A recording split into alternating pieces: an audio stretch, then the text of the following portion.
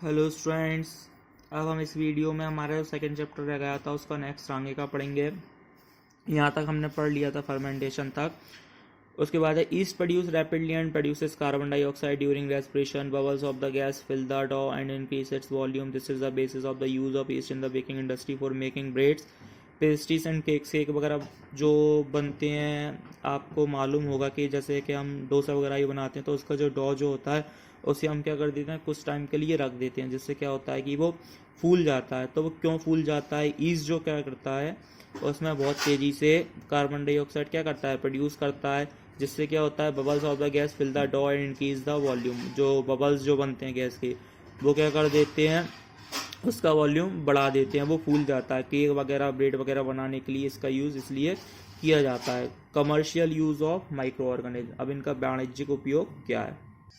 तो उनका जो कमर्शियल यूज़ है वो क्या है? Microorganism are use for large scale production of alcohol वगैरह बनाने में किसका यूज़ किया जाता है? माइक्रो ऑर्गेनिज्म का। Medical medical use of microorganism, सूक्ष्म जीवों के औषधीय उपयोग। Whenever you fall ill the doctor, जब कभी क्या होता है आप बीमार पड़ते हैं तो डॉक्टर आपको क्या करते हैं, पेनिसिलिन का इंजेक्शन देते हैं अथवा कोई प्रतिजैविक की गोली अथवा कैप्सूल देते हैं।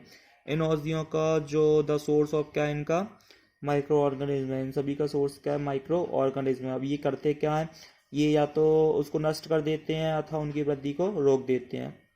इस प्रकार की जो औषधि हम लेते हैं उन्हें हम क्या बोलते हैं? एंटीबायोटिक्स बोलते हैं, जैसे स्ट्रेप्टोमाइसिन, टेट्रासाइक्लिन वगैरह। अब दिया है वैक्सीन। अब वैक्सीन ये जो वर्ड है आजकल अभी आपको काफ़ी सुनने में आ रहा होगा कि कोरोना वायरस की वैक्सीन बननी है या वैक्सीन कब तक बनेगी। तो वैक्सीन होता क्या है? When a disease carrying microbe enters our body, the body produces antibodies to fight the invader. जब क्या होता है, जब रोग कारक सूक्ष्मजीव हमारे शरीर में प्रवेश करते हैं तो उनसे लड़ने के लिए हमारा शरीर क्या करता है? प्रतिरक्षा उत्पन्न करता है। शरीर को यह भी स्मरण रहता है कि वही सूक्ष्मजीव अगर हमारे शरीर में पुनः प्रवेश करे तो उससे किस प्रकार लड़ा जाए। अतः यदि मृत अथवा निष्क्रिय सूक्ष्मजीवों को स्वस्थ व्यक्ति के शरीर में प्रविष्ट कराया जाए तो क्या होता है, शरीर की कोशिकाएं उसी के अनुसार लड़ने के लिए प्रतिरक्षी उत्पन्न करती हैं।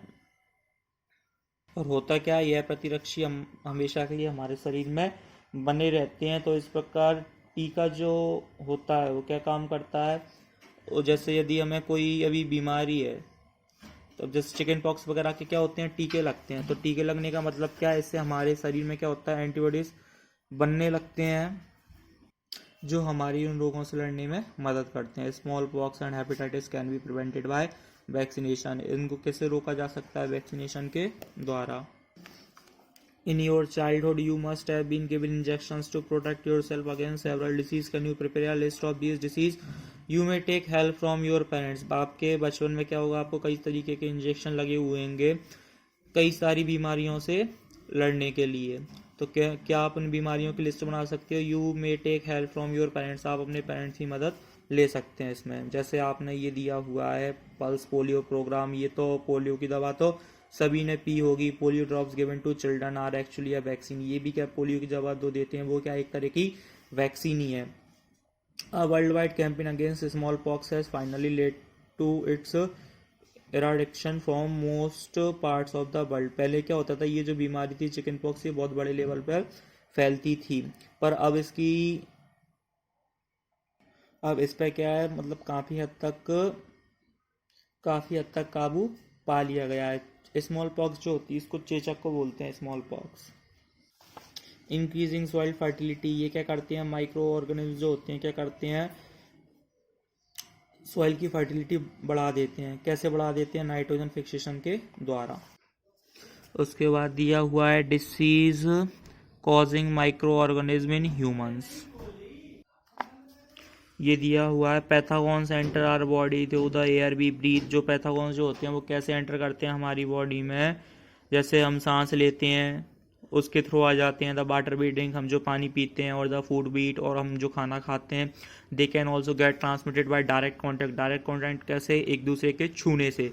विद एन इन्फेक्टेड पर्सन और कैरिड बाय एन एनिमल। जो चाहे यदि मान लो कोई इन्फेक्टेड पर्सन को या किसी जानवर को है।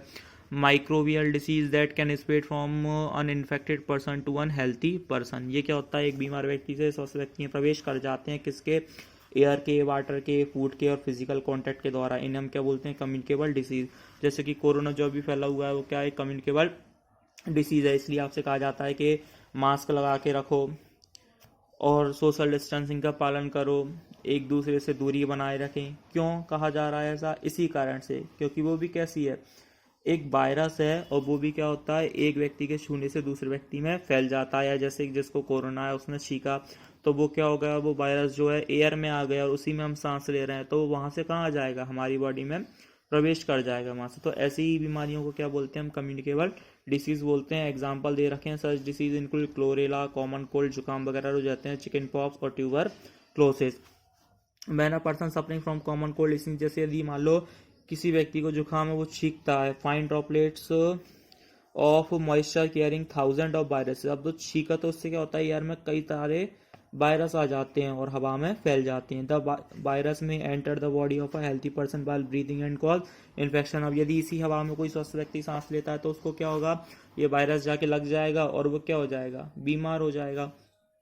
ऐसे ही जो मलेरिया जो बीमारी होती है वो भी किसके थ्रू फैलती है? एक ये जो मच्छर होता है, फीमेल एनोफिलिस मॉस्किटो, मलेरिया के फैलने के कारण ये मच्छर होता है।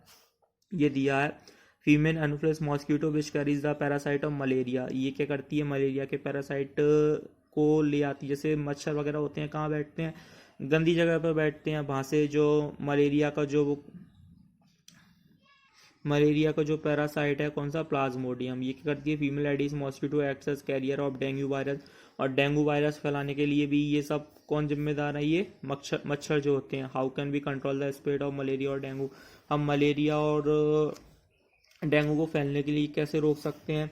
All mosquito breed in water. जो अधिकतर जो मच्छर होते हैं वो किस में पलते हैं? पानी में पलते हैं, पानी में ही जनन करते हैं। Hence one should not let water collect anywhere. और हमें इन cooler, tyres, floor, pot etcetera, हमें क्या करना चाहिए? पानी वगैरह को इकट्ठा नहीं होना देना चाहिए कूलर वगैरह में, टायर्स वगैरह में। Bye keeping the surrounding clean, हम अपने आसपास के वातावरण को साफ रखे और सूखा रखे मच्छरों को।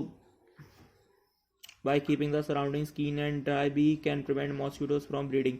हम उन्हें ब्रीडिंग करने से रोक सकते हैं। Try to make a list of measures which help to avoid the spread of malaria. ऐसे उपायों की सूची बनाइए जिसमें हम मलेरिया और डेंगू को फैलने से रोक सकें।